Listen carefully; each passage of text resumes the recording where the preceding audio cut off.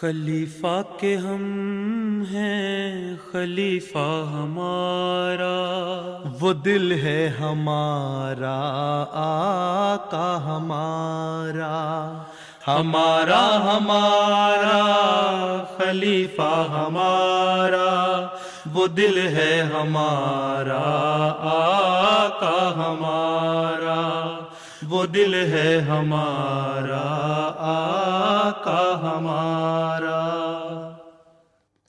Assalamu alaikum and welcome to This Week with Huzur. We are honored to present highlights of another virtual mulaqat held with Hazrat Khalifatul Masih Ayyadahu Ta'ala bin Nasrihil Aziz. In addition, beloved Huzur also delivered a special message at this year's God Summit. We start with Sunday's mulaqat, where beloved Huzur met with Lajna members of Waqf-e-Nau from the UK. تیرے بندے اے خدا سچ ہے کہ کچھ ایسے بھی ہیں۔ Last Sunday, Waqf-e-Nau Lajna members from the UK were blessed with a virtual mulaqat with Hazrat Khalifatul Masih V, may Allah be his helper. The Waqf-e-Nau were gathered at the Battle Fatu Mosque, whilst Huzur graced the meeting from the MTA studios in Islamabad. The program started with a formal session, after which the Waqf-e-Nau had the opportunity to ask a range of questions. السلام علیکم ورحمۃ اللہ۔ بیٹھ جاؤ۔ یہ لگتا ہے سارے you کے کی لجنہ کٹھی کر لی ہے وقف-e-Nau کے بجائے۔ حضور وقف-e-Nau ہے ساری۔ اچھا جی پوری ایک جماعت ایک طرف ہو گئی، وقف-e-Nau ایک طرف ہو گئی۔ چلو پھر تو یہاں انقلاب آ جانا چاہیے یو کے میں، اتنی وقف-e-Nau ہے ہمارے پاس تو۔ جی جی حضور انشاءاللہ۔ سوال کیا کرنا ہے؟ السلام علیکم حضور۔ وعلیکم السلام۔ میرا سوال یہ ہے کہ ہمارا مذہب اسلام ہے، لیکن کچھ لوگ روایات اور مذہب کو مکس کر دیتے ہیں، ہمیں کیا کرنا چاہیے کہ ہم زیادہ مذہب کی طرف رجوع کریں؟ ہمارا مذہب اسلام ہے، اور اسلام کے بارے میں ہمیں کہاں سے پتہ لگتا ہے؟ قرآن پڑھنے سے، اور قرآن کریم کا سورس ہے نا، اور پھر آن حضرت صلی اللہ علیہ وسلم کی سنت ہے، اور سنت کے بعد پھر حدیث ہے۔ ٹھیک ہے، حضرت صلی اللہ علیہ وسلم نے وہی کام کر کے دکھایا ہے جو قرآن کریم میں احکامات ہیں، اور بعض باتوں کی تشریح کی، تفصیل کی اپنے عمل سے یا اپنے ارشادات سے، اس کو حدیث میں آیا۔ تو اسلام کی بنیادی جو کام ہے وہ یہ ہے کہ اللہ تعالیٰ سے تعلق پیدا کرنا، اس کی عبادت کرنا، اس کا حق ادا کرنا۔ دوسری بات یہ کہ ایک دوسرے کا حق ادا کرنا، ٹھیک ہے، بندوں کے حق ادا کرنا، اپنے سوشل اوبلیگیشنز جتنی ہیں ان کو پورا کرنا، اوبلیگیشنز جو ہیں ان کو نبھانا، اور اپنے مورلز کو دکھانا، اپنے اخلاق اچھے دکھانا۔ ٹھیک ہے، یہ چیزیں ہیں مذہب ہمیں کہتا ہے۔ اس کے علاوہ جو باتیں ہیں وہ بعض کلچر میں شامل ہو چکی ہیں، بعض جو ایشین ہیں، انڈو پاکستان کے مکس رہتے تھے ہندوؤں سکھوں کے ساتھ، ان کے کلچر بعض شامل ہو گئے بیچ میں۔ شادی بیاہ کی رسمیں ہیں، وہ رسمیں شامل ہو گئی ہیں۔ اللہ تعالیٰ تو کہتا ہے کہ بس نکاح جو ہے وہ شادی کا اعلان ہے، لیکن ہمارے ہاں مثلا شادی کی مثال ہے، اس کے بعد رخصتانہ ہوتا ہے۔ ایک روایت بن چکی ہے کہ رخصتانہ بھی ہوگا، نکاح کے بعد بھی رخصت کر سکتے ہیں۔ ضروری نہیں ہے کہ بڑے ڈھول ڈھمکے کیے جائیں اور بڑا فنکشن علیحدہ کیے جائیں، ہر ایک چیز کا ایک مہندی کا فنکشن ہو، اور ایک شادی کا فنکشن ہو، اور ایک دوسرے کا ہوتا ہے۔ اسلام میں تو نکاح کا اعلان شادی ہے، اس کے بعد ولیمہ کی دعوت، یہی دو باتیں ثابت ہیں حضرت صلی اللہ علیہ وسلم کے۔ اسی طرح اسلام ہمیں کہتا ہے کہ اپنے لباس کو حیادار بناؤ، ٹھیک ہے، قرآن کریم کا بھی حکم ہے، اپنے لباس کو حیادار بناؤ اور حجاب رکھو، مردوں اور عورتوں کے درمیان فاصلہ رکھو۔ یہ اسلام کی تعلیم ہے، اس میں کلچر کا کوئی تعلق نہیں، لیکن جہاں ضرورت ہو وہاں انٹریکشن ہو بھی سکتا ہے، مطلب آپ کو رابطہ ہو بھی سکتا ہے، بات بھی ہو سکتی ہے. ریسرچ میں اگر کوئی کچھ پڑھ رہی ہے لڑکی، ریسرچ کر رہی ہے اور وہاں اس کے ساتھ ریسرچ کرنے والے دوسرے ہیں، تو علم حاصل کرنے کی حد تک آپس میں بات چیت بھی ہو سکتی ہے. تو باقی جو روایتیں ہیں وہ تو ادھر ادھر کی اکٹھی ہو چکی ہوئی ہیں. اب دنیا میں بے شمار ممالک ہیں، مختلف لوگ ہیں، مختلف قومیں ہیں، مذہب کے علاوہ ان کے اپنی ٹریڈیشنز ہیں. افریقہ میں قبائل ہیں، ٹرائبز ہیں، ان کے اپنی ٹریڈیشنز ہیں. ان کو بتانا کہ جو چیز کلیش کرتی ہے اللہ تعالیٰ کے حکموں سے اس کو چھوڑنا ہے. شرک جو ہے وہ نہیں کرنا. اصل بنیادی چیز یہ ہے کہ اللہ تعالیٰ کے تقدس کو قائم کرنا ہے اور شرک نہیں کرنا. اور شرک کو چھوڑ کے اور بنیادی جو احکامات ہیں قرآن کریم میں ان کو سامنے رکھتے ہوئے جو تم ٹریڈیشنز میں بھی تمہاری بعض چیزیں شامل ہیں، اچھی بھی ہوں گی، وہ کرنا چاہو تو کر سکتے ہو. ٹھیک ہے. لیکن کسی کو یہ کہنا کہ کوئی یہاں کا برٹش کوئی اگر احمدی ہو جاتی ہے عورت، اس کو کہنا کہ تم نے یہ کرنا ہے، یہ کرنا ہے، اور وہ اسلامی تعلیم میں نہیں ہے بلکہ تمہارے کلچر میں ہے، تو وہ غلط ہے. ٹھیک ہے. نہ افریقنوں کو یہ کہنا کہ تم نے یہ کرو. ہاں، افریقنوں کی بعض ٹریڈیشنز اگر اللہ تعالیٰ کے مقابلے پہ نہیں لاتی، شرک کا کوئی اظہار نہیں ان سے ہوتا یا بنیادی اخلاق سے دور نہیں لے کے جاتی، تو وہ بھی اپنے کلچر میں رہتے ہوئے وہ کر سکتی ہیں. ٹھیک ہے. تو مختلف قوموں کے کلچر میں بعض بنیادی باتیں اچھی بھی ہیں، وہ ان کو اختیار کر سکتے ہیں اگر وہ اسلام کی براہ راست تعلیم سے کلیش نہیں کرتی. تو میرا سوال یہ ہے، جب آپ جلسہ، اجتماع اور بڑے گیدرنگ پر تشریف لاتے ہیں اور ہم آپ کو دیکھ کر بہت خوش ہوتے ہیں اور ایکسائٹڈ ہو کر ہاتھ ہلا رہے ہوتے ہیں، اس وقت آپ کو کیسا فیل ہوتا ہے؟ تم خوش ہوتے ہو تو میں بھی خوش ہو جاتا ہوں، تو میں بھی تمہیں ہاتھ ہلا دیتا ہوں. ہیں بس جو تمہیں فیل ہو رہا ہوتا ہے وہی مجھے ہو رہا ہوتا ہے کہ لوگ اچھے بیٹھے ہیں، احمدی بیٹھے ہیں، مخلص احمدی بیٹھے ہیں، پیار کرنے والے احمدی بیٹھے ہیں، خلافت کے وفادار احمدی بیٹھے ہیں. یہی فیل ہو رہا ہوتا ہے. ٹھیک. السلام علیکم. حضور، میرا سوال یہ ہے کہ کسی بھی رشتے میں جھگڑے اور فساد سے بچنے کے لیے کس حد تک کمپرومائز کرنا چاہیے اور کس وقت اپنی سیلف رسپیکٹ کو ترجیح دینی چاہیے؟ بات یہ ہے کہ کس قسم کے رشتے ہیں. بعض بہن بھائیوں کے رشتے ہیں، بعض ماں باپ کے رشتے ہیں، بعض ماموں چچا کے رشتے ہیں، بعض خاوند بیوی کے رشتے ہیں، بعض ساس بہو کے رشتے ہیں. تو ہر رشتے کی مختلف نوعیت ہے. ٹھیک ہے. اور جھگڑے کی نوعیت کیا ہے؟ جہاں تک ماں باپ کا سوال ہے، ان کی تو ہر وقت عزت کرنی ہے، احترام کرنا ہے، یہی قرآن کریم کا حکم ہے. ٹھیک ہے. سوائے شرک پہ یا دین سے ہٹانے کی بات کریں، اس کے علاوہ ان کے سامنے اف بھی نہیں کرنی. ٹھیک ہے. ہر جگہ کمپرومائز ہی کمپرومائز ہے، ان کی تو خدمت کرنی ہے. ماں باپ کے اگر آپس کے تعلقات ٹھیک نہیں ہیں اور اس میں اگر تمہیں ہو کہ جی ماں کی سائڈ لینی ہے کہ باپ کی سائڈ لینی ہے، تو کسی کی بھی نہیں لینی. دونوں کو اگر سمجھا سکتے ہو سمجھاؤ. ٹھیک ہے. بہن بھائیوں کا جہاں تک سوال ہے، وہاں اگر بہن بھائیوں سے صلح کے لیے اپنا حق چھوڑنا بھی پڑے تو چھوڑ دینا چاہیے. اسلام یہ کہتا ہے دوسروں کے حق کا خیال رکھو. اسلام یہ تو کہتا ہے تمہارا حق بنتا ہے جہاں تم لو، لیکن پہلے اسے یہ کہتا ہے دوسرے کا حق کا خیال رکھو. اگر تم دوسرے کا حق کا خیال رکھو گے اور اس کے لیے دعا بھی کر رہے ہوگے کہ میں حق کا بھی خیال رکھنے والی ہوں، اللہ تعالیٰ اس کو بھی عقل دے کہ یہ بھی بات سمجھ جائے اور لڑائی جھگڑے ختم ہو جائیں، تو وہاں لڑائی جھگڑے ختم ہو جاتے ہیں. تیسری بات آ جاتی ہے رشتہ داروں سے. ماموں چاچا بہن بھائی اگر ان سے تو ویسے ہی بزرگ بڑے ہیں اور روزانہ کا انٹریکشن تو ہوتا نہیں ہے، میل جول تو روزانہ کا ہے کوئی نہیں، کبھی کبھار ملنا ہے، تو ان سے اچھی طرح السلام علیکم کرو، ہر ایک سے سلام کرو، خوش اخلاقی سے پیش آؤ. یہی اعلیٰ اخلاق ہیں. ٹھیک ہے. رہ گئی ساس بہو کی بات، تو ساس بہو میں یہ ہے کہ ساسیں بڑی اپنی عمر کے لحاظ سے پکی ہو جاتی ہیں ان کی عادتیں. ٹھیک ہے.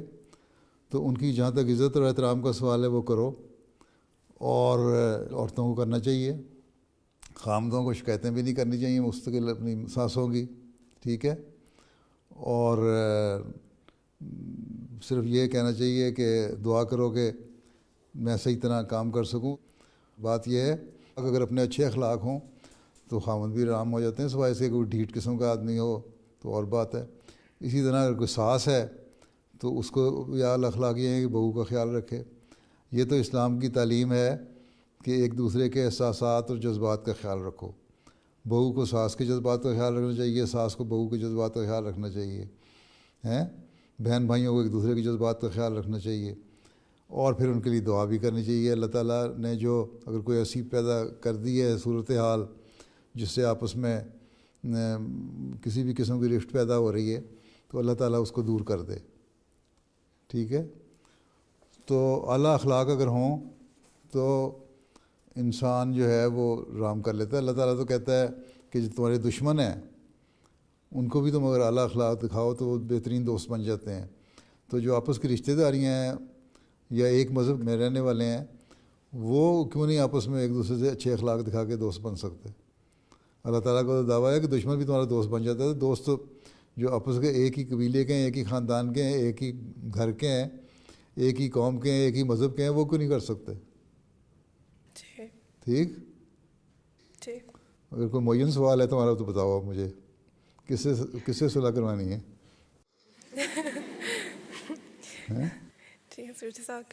ساری آ گئی ہیں بیچ میں باتیں کہ نہیں آ گئی ہیں؟ تو آج تمہارے ہیں جو ذہن میں تھیں جو رشتے وہ آ گئے نا سارے ہی. چلو پھر جاؤ بیٹھ جاؤ. تاریخ سے ثابت ہے کہ جس طرح پہلے زمانے کے لوگ اپنے جینڈر کے مطابق اپنے آپ کو پریزنٹ کرتے تھے، یہ طریقہ اب تبدیل ہو چکا ہے. مثال کے طور پر قدیم مصری زمانے میں مرد عام طور پر میک اپ استعمال کرتے تھے اور یہ ان کی مردانگی اور دولت کی علامت سمجھی جاتی تھی. لیکن اب یہ بات جینڈر نارمز کے خلاف سمجھی جاتی ہے. ایک حدیث میں ذکر ہے کہ آن حضور صلی اللہ علیہ وسلم نے فرمایا کہ آخری زمانے میں مرد عورتوں جیسا لباس پہننے لگیں گے اور عورتیں مردوں جیسا. حضور کی اس بارے میں کیا رائے ہے کہ آج کل کے زمانے میں اس حدیث کا مطلب کس طرح سے لیا جا سکتا ہے؟ پہلی بات تو یہ ہے کہ اس کو جنرلائز نہیں کر سکتے. تم نے پہلے بیان کیا کہ مرد جو تھے وہ سنگھار کیا کرتے تھے اور یہ کیا کرتے تھے. بعض ٹریڈیشنز ہیں بعض قبیلوں کی اور ان کے بھی جو خاص فیسٹیول ہوتے تھے اس میں وہ ایک اپنا خاص قسم کا میک اپ کر کے یا ڈریس پہن کے آیا کرتے تھے.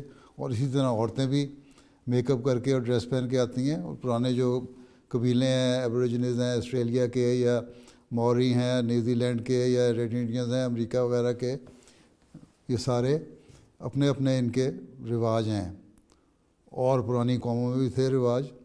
اس کے حساب سے وہ لوگ کیا کرتے تھے. لیکن یہ کہنا کہ جو عمومی طور پہ مرد جو تھا وہ عورتوں کی طرح پہنتا تھا اور عورت بن جاتا تھا، یہ غلط ہے. مرد کی تو نشانی یہی تھی کہ مردانگی ظاہر ہو. اس لیے آن صلی اللہ علیہ وسلم نے اس وقت فرمایا کہ مرد کو مرد ہی نظر آنا چاہیے. ٹھیک ہے. لیکن ایک وقت ایسا آئے گا جب مرد عورت کی پہچان نہیں رہے گی، جو حصے ہیں وہ ختم ہو جائیں گی، جو پریفرنسز ہیں وہ بدل جائیں گی، ترجیحات بدل جائیں گی. ٹھیک ہے. اس وقت ہر ایک اپنا حق نہیں پہچاننے والا ہوگا اور اسی کا نتیجہ یہ نکل رہا ہے کہ برائیاں پھیل رہی ہیں. اب جب جینڈر چینج کرنے کا رواج پیدا ہو گیا، اس لیے اس قسم کی جب برائیوں میں انسان ملوث ہوتا ہے تو خیال بھی پیدا ہو جاتا ہے. وہ ماحول اس پہ اثر ڈالنا جاتا ہے. لڑکی کہتی ہے میں لڑکا بننا چاہتی ہوں، لڑکا کہتا ہے میں لڑکی بننا چاہتی ہوں، یا نہیں بھی وہ بننا چاہتے تو بعض ایسی حرکتیں کرتے ہیں. لڑکوں نے بوندے پہن لیے، کانوں میں بوندے پہننے شروع کر دیے، لمبے بال رکھنے شروع کر دیے. تو آن نے فرمایا کہ مرد اور عورت میں فرق ہونا چاہیے. مرد کو اپنی مردانگی کے جو اصول ہیں اس کے مطابق مردانگی دکھانی چاہیے، اور عورت جو ہے وہ صنف نازک ہے، اس کو اس کے حساب سے رہنا چاہیے لباس میں. تو جب یہ چیزیں بدل جاتی ہیں تو وہی آخری زمانے کی نشانی ہے. اس وقت پھر ایسے حالات جب بدلتے ہیں کہ جب سارا بگاڑ پیدا ہونے لگ جاتا ہے، دنیا میں فساد پیدا ہونے لگ جاتے ہیں، تو اللہ تعالیٰ اپنے فرشتادوں کو بھیجتا ہے، اپنے قریبیوں کو، اپنے پیاروں کو بھیجتا ہے دنیا کی اصلاح کے لیے. اور اس زمانے میں حضرت مسیح علیہ السلام کو اس لیے اللہ تعالیٰ نے بھیجا ہے کہ وہ صحیح تعلیم بتا کے اور انسانوں کو ان کے حق بتا کے کہ تمہارے کام کیا ہیں. حضرت مسیح نے فرمایا کہ میں 2 مقصد لے کے آیا ہوں، ایک یہ کہ بندے کو خدا سے ملانا، اور دوسرا یہ ہے کہ بندوں کے آپس کے حقوق ادا کرنا اور اعلیٰ اخلاق دکھانا. تو یہ اخلاق جو ہیں وہ کیا ہے؟ وہ یہی ہے کہ اللہ تعالیٰ سے جب تعلق قائم ہوگا بندے کا تو اللہ تعالیٰ کے حکموں پر عمل کرے گا، اور اللہ تعالیٰ نے جو انسان کو بنایا ہے اسی پہ چلے گا، نہ یہ کہ دنیا دکھاوے کے لیے دنیا کے پیچھے چل کے ایک رسم بن گئی ہے. بعض تو ہوتے ہیں بیمار، ان کو تو اور چھوڑ دو، لیکن اکثریت ایسی ہے کہ وہ بیمار نہیں ہوتے بلکہ وہ لوگوں کو دیکھا دیکھی فیشن کے طور پہ اس قسم کی حرکتیں کرنی شروع کر دیتے ہیں. پھر وہ اللہ سے بھی دور چلے جاتے ہیں، دین سے بھی دور چلے جاتے ہیں، دنیا میں بالکل ڈوب جاتے ہیں. تو ایسے لوگ پھر جو ہے ان کو پھر اللہ تعالیٰ سزا بھی دیتا ہے، اور اگر وہ صحیح راستے پر نہیں آئیں گے تو ضروری نہیں کہ اس دنیا میں سزا ملے، اگلے جان میں سزا دیتا ہے اللہ تعالیٰ کہ جو تمہیں میں نے بنایا تھا وہ کیوں نہیں تم بن کے رہے، جو میں نے تمہارے پاس پیغام بھیجا تھا کہ یہ اچھے اخلاق ہیں، یہ مذہب کی تعلیم ہے، تم نے کیوں نہیں عمل کیا، تم نے مخالفت کی، کیوں دنیا میں ڈوبے رہے.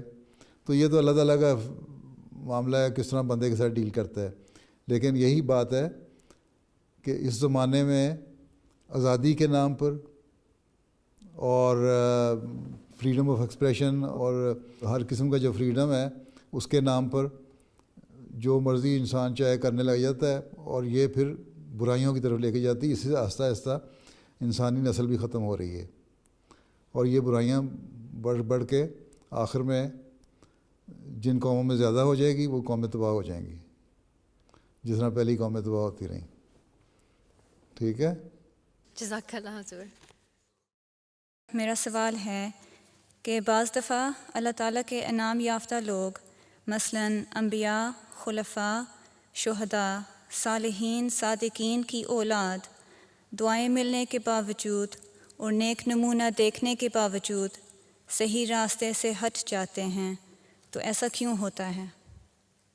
ہر ایک کا اپنا عمل ہے. حضرت نوح کا بیٹا نے نہیں مانا ان کو، تو اللہ تعالیٰ نے اس کو سزا دے دی، غرق ہو گیا. ٹھیک. حضرت مسیح علیہ السلام نے لکھا ہے، حدیث میں ہے کہ حضرت صلی اللہ علیہ وسلم نے فرمایا، اور میں پچھلے گزشتہ کہیں خطبوں میں کوٹ بھی کر چکا ہوں کہ فاطمہ تم یہ نہ سمجھنا کہ تم پیغمبر کی بیٹی ہو تو تم بخشی جاؤ گی. تمہارے اپنے عمل جو ہیں وہ تمہیں بخشنے کی طرف لے کے جائیں گے. تو نمونہ تو وہ قائم کر دیتے ہیں نیک لوگ، انبیاء بھی اور نیک لوگ بھی، لیکن اگر ان کے نمونوں کے اوپر عمل کوئی نہ کرے، چلے نہ، کوئی ڈھیٹ ہو، ضدی طبیعت ہو، اور اس نمونے کو دیکھ کے بھی اگر نصیحت حاصل نہ کرے، تو پھر اللہ تعالیٰ کا قانون چلتا ہے. اللہ تعالیٰ یہ نہیں دیکھتا کہ اس نے ایک آدمی کا بیٹا ہے یا بچہ ہے یا بیٹی ہے. پھر اللہ تعالیٰ یہ دیکھتا ہے کہ اس کے اپنے عمل کیا ہیں، اس نے میری تعلیم پہ عمل کیا کہ نہیں، اور اگر نہیں کیا تو پھر اس کو سزا ملتی ہے اس دنیا میں یا اگلے جان میں، یا اللہ تعالیٰ بہتر جانتا ہے. تو وہ تعلیم تو ہر ایک کے لیے ایک ہے. اگر عقل مند انسان ہے وہ دوسرے سے نمونہ لے کے سبق حاصل کرتا ہے، نیک نمونہ دیکھ کے تو نیکیوں پہ عمل کرتا ہے. اگر بد فطرت ہے کوئی اور دنیا کے جو چیزیں اور دنیا کی چمک دمک اس نے اس کو زیادہ قائل کر لیا ہے، یا اس کی ذاتی خواہشات زیادہ بڑھ گئی ہیں، تو وہ پھر برائیوں میں پڑ جاتا ہے، قطع نظر اس کے وہ کس کا بچہ ہے کس کا بچہ نہیں ہے. ٹھیک ہے. یہ تو ہر ایک کا اپنا عمل ہے. انبیاء بھی نصیحت کرتے ہیں، ساروں کو ایک جیسی نصیحت کرتے ہیں. حضرت صلی اللہ علیہ وسلم نے نصیحت کی تو سب مسلمانوں کو کرتے تھے، اگر انڈیویجولی ہر ایک کو کرتے تھے تو اپنے بچوں کو بھی کرتے تھے. اسی طرح نیک لوگ جو ہیں وہ نصیحت کرتے ہیں، اپنے بچوں کو کرتے ہیں. اب کوئی نہ مانے اور ڈھیٹ ہو تو پھر اس کو کیا کیا جا سکتا ہے. اب ایک دفعہ حضرت صلی اللہ علیہ وسلم حضرت علی کے گھر گئے، تہجد نہیں پڑھی، انہوں نے کہا جب اللہ تعالیٰ جگا دیتا ہے تو جاگ جاتا ہوں. آنسر نے فرمایا کہ عجیب لوگ ہیں یہ، کج بیسی کرتے ہیں لوگ کہ خود جس کام کو کرنا نہیں چاہتے اس پہ اللہ کا نام لگا دیتے ہیں. یہ غلط ہے. خیر حضرت علی کو سبق آ گیا اس سے، پھر انہوں نے اٹھنا شروع کر دیا تہجد کے لیے بھی. تو حضرت فاطمہ کو بھی نصیحت اس طرح ہی فرمایا کرتے تھے. تو یہ تو نصیحتیں ہیں، اگر اس پہ عقل ہے کسی کو وہ عمل کر لے گا. نوح کے بیٹے کو نصیحت کی کہ آ جاؤ میرے پاس، نہ بگڑو، اس نے عمل نہیں کیا، وہ ڈوب گیا. آنسر نے اپنے بچے کو نصیحت کی، اس نے عمل کیا، وہ بچ گیا. تو یہ تو ڈپینڈ کرتا ہے ہر ایک پہ. یہ کہنا کہ ضروری شرط ہے کہ ضرور نیک بندی کا بندہ نیک ہو، ہاں عمومی طور پہ نیک ہوتے ہیں، بعض برے بھی نکل آتے ہیں.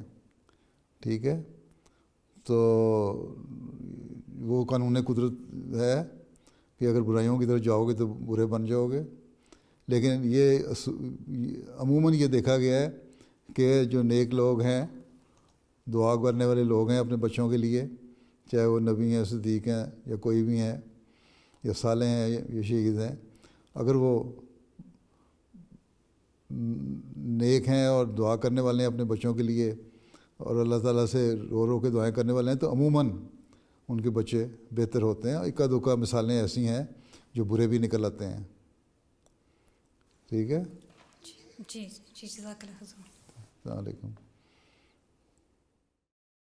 حضور آج کل یہ رواج ہے کہ اگر کوئی شخص کسی ٹاپک پہ اپنی کوئی ایسی رائے دیتا ہے جو ٹرینڈ سے الگ ہوتی ہے یا جو ریلیجن کے بیسس پہ ہوتی ہے، تو لوگ اسے آسٹرسائز کر دیتے ہیں. اس ٹرینڈ کو آج کل کینسل کلچر کے نام سے جانا جاتا ہے. اس ڈر کی وجہ سے کچھ ینگسٹرز اپنی رائے نہیں دیتے اور اپنے دوستوں کی ہاں میں ہاں ملا لیتے ہیں. تو اس سچویشن میں آپ کا واقفات نو کے لیے کیا ایڈوائس ہے؟ تم لوگوں نے تو انقلاب پیدا کرنا ہے. ابھی میں نے کہا نہیں کہ اتنی زیادہ ماشاء اللہ ہو گئی ہے تو انقلاب پیدا کر دو. تو اسی رو میں بہ جانا تو ہمارا کام نہیں ہے. ہمارا کام تو یہ ہے کہ یہ جب اللہ تعالیٰ نبی بھیجتا ہے تو اس وقت بھیجتا ہے جب زمانہ بہت زیادہ بگڑ چکا ہو. حضرت صلی اللہ علیہ وسلم کو جب اللہ تعالیٰ نے بھیجا تو اس وقت قرآن شریف میں بھی کہا ہے کہ بیر و بر میں فساد برپا ہوا تھا، ہر جگہ بگڑے ہوئے تھے لوگ. تو ان کو اصلاح کے لیے بھیجا. اور عیسائی بھی مانتے ہیں، یہودی بھی مانتے ہیں کہ وہ زمانہ بہت بگڑا ہوا تھا، لوگ مذہب سے دور ہٹ رہے تھے. ٹھیک، اور ان کی اصلاح کے لیے پھر آن وسلم کو اللہ تعالیٰ نے بھیجا. آپ نے بتایا کہ اسلام کی تعلیم کیا ہے، خدا تعالیٰ کے کہ عبادت کرنے کا طریقہ کیا ہے، کس طرح عبادت کرنی چاہیے، اچھے اخلاق کیا ہیں، مذہب کیا چاہتا ہے تمہارے سے. اور اس کا اثر ہوا اور دنیا میں اس کا اثر پھیلا. اور جب دیکھا عیسائیوں نے، یہودیوں نے کہ اسلام پھیل رہا ہے، مذہب کا اثر ہو رہا ہے، تو انہوں نے بھی اپنی تعلیم کو بہتر کرنا شروع کر دیا، اس کے مقابلے میں لانے کے لیے اچھے اخلاق پھیلانا شروع کر دیے. تو بہرحال لیکن عمومی طور پر وہ مانتے ہیں کہ انتہائی بگڑا ہوا زمانہ تھا. پھر 1200 سال 1400 سال کا زمانہ گزر گیا، پھر مسلمانوں میں بھی بگاڑ پیدا ہو گیا. پھر دوسرے مذاہب میں بھی دوبارہ بگاڑ پیدا ہو گیا، اسی طرح مذہب سے دور جانے لگ گئے. آج کل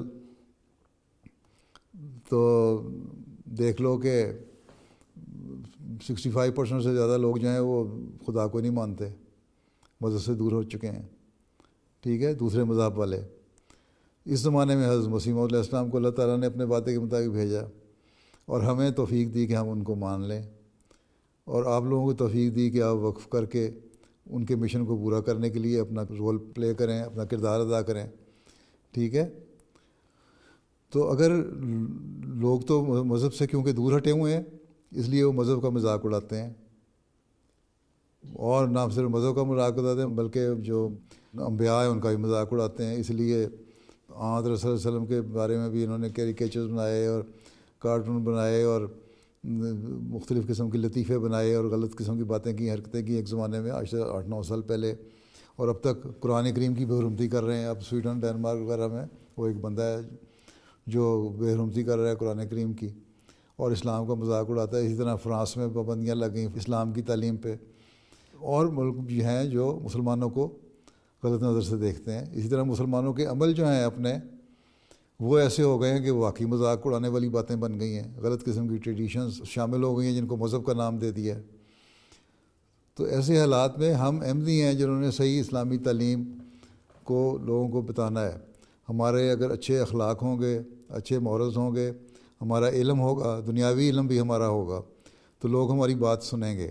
جب ہم بحث کریں گے تو یا بات کریں گے تو لوگ دیکھیں گے کہ ہاں یہ پڑھا لکھا ہے، یہ جاہل انسان نہیں ہے، اس کو دنیا کا بھی علم ہے اور یہ سائنس کو بھی جانتا ہے، اور اس کی جو اپروچ ہے وہ بڑی سائنٹیفک ہے، فلسافیکل اپروچ بھی ہے، اور اس اپروچ کے ساتھ جب یہ آرگیومنٹ کرتا ہے، دلیل دیتا ہے، تو اس کو ہمیں سننا چاہیے، دیکھنا چاہیے۔ پھر وہ مذاق نہیں اڑائیں گے۔ ہاں ڈھیٹ لوگ ہوتے ہیں بعض مذاق اڑانے والے، لیکن عمومی طور پر تمہیں وہ اوائڈ تو کریں گے، لیکن تمہارے بحث کر کے تمہارا مذاق نہیں اڑائیں گے، اور اگر اڑائیں گے بھی تو انہی میں سے بعض لوگ اور پیدا ہو جائیں گے، وہ کہیں گے یہ غلط طریقہ ہے، ہم نے مذاق اڑایا، ہمیں بات سننی چاہیے تھی۔ تو آہستہ آہستہ بات سننے والے بھی پیدا ہوتے جائیں گے، اور اس پہ ہم نے یہ دیکھنا ہے کہ کتنی مستقل مزاجی سے ہم یہ کام کرتے چلے جاتے ہیں۔ ہم نے ڈرنا نہیں اور رکنا نہیں، ٹھیک ہے، اپنے عمل سے، اچھے اخلاق سے اور اپنے علم سے، جس کو بڑھا کے ہم نے لوگوں کو قائل کرنا ہے، اور سب سے بڑھ کے یہ کہ دعا سے اللہ تعالیٰ کے حضور جھکتے ہوئے دعا کرتے ہوئے یہ کام کرنا ہے کہ اللہ تعالیٰ ہمیں توفیق دے کہ ہم اس کام کو آگے بڑھائیں اور دنیا کو صحیح راستے پر چلانے کی جو ہماری وعدہ ہے، کوشش ہے، وہ ان کو ہم پورا کریں، ٹھیک ہے۔ اپنے اپنے حلقے میں، اپنے اپنے جو تمہارے ماحول ہے یا جن لوگوں سے بھی تمہارا انٹریکشن ہوتا ہے، کسی بھی ذریعے سے رابطہ رہتا ہے، تعلق قائم ہوتے ہیں، ان کو اگر تمہارے بارے میں پتہ لگ جائے کہ یہ مذہبی بھی ہے اور علمی بھی ہے اور بڑی دلیل سے بات کرتے ہیں، تو پھر وہ تمہاری بات سنیں گے، ٹھیک ہے۔ جی ضرور۔ میرا سوال یہ ہے کہ ہم غیر مسلمان ویگنز کو کیسے قائل کر سکتے ہیں کہ جانوروں کو ذبح کرنا مورلی غلط نہیں ہے؟ اللہ تعالیٰ کہتا ہے بیلنس خوراک کھاؤ، گوشت بھی کھاؤ، سبزی بھی کھاؤ، ٹھیک ہے۔ اور اگر کوئی پسند نہیں کرتا کھانا، بعض لوگوں کو نہیں پسند ہوتا، گوشت نہیں کھاتے، نہ کھائیں، یا صرف اس لیے کہ جی ذبح کرنا جرم ہے اس لیے ہم نے نہیں کھانا، تو پھر تو ہم سانس بھی نہ لیں۔ پانی میں بھی تو ہزاروں جراثیم وہ ایسے ہیں جو ہمارے پیٹ میں جاتے ہیں، مر جاتے ہیں، یا ہوا میں بھی پھر رہے ہوتے ہیں بہت سارے جراثیم، وہ بھی مر جاتے ہیں ہمارے سانس لینے سے۔ پھر جو سبزی ہے اس میں بھی تو ہم جب اگاتے ہیں اس کو بھی تو کئی انسیکٹس کو مار کے تو ہم، اگر وہ ظلم ہے تو پھر سبزی اگاتے ہیں، کھاتے ہیں۔ اتنی آرگینک سبزی بھی تو نہیں کر رہے ہوتے، اگر آرگینک بھی ہو تب بھی ایک زندگی تو ختم کر رہے ہوتے ہیں نا۔ تو جانور ذبح کر کے کھانا یا انڈائریکٹلی کھانا، بات تو ایک ہی ہے، ایک زندگی وہ بھی ختم کر رہے ہوتے ہیں۔ اسلام کی تعلیم بیلنس تعلیم ہے، یہ نہیں کہتی ہے گوشت ہی کھاتے جاؤ، اور نہ یہ کہتی ہے کہ صرف سبزیاں ہی کھاتے جاؤ۔ دونوں طرح کی چیزیں کھانی چاہیے، بیلنس ڈائٹ کھانی چاہیے، اور نیوٹریشنلی بھی یہ ثابت ہے کہ یہ بیلنس ڈائٹ اگر کھائی جائے تو انسان کے جو جسم کی ریکوائرمنٹ ہے وہ پوری ہوتی ہیں، ٹھیک ہے۔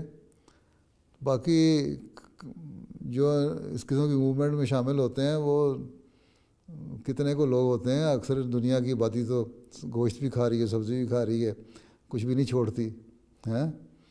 اس لیے زیادہ قائل کرنے کی ہمیں ضرورت کوئی نہیں، ان باتوں میں بحث کرنے کی ضرورت نہیں، اور بہت سے مسائل ہیں جن میں بحث کرو، تبلیغ کرو۔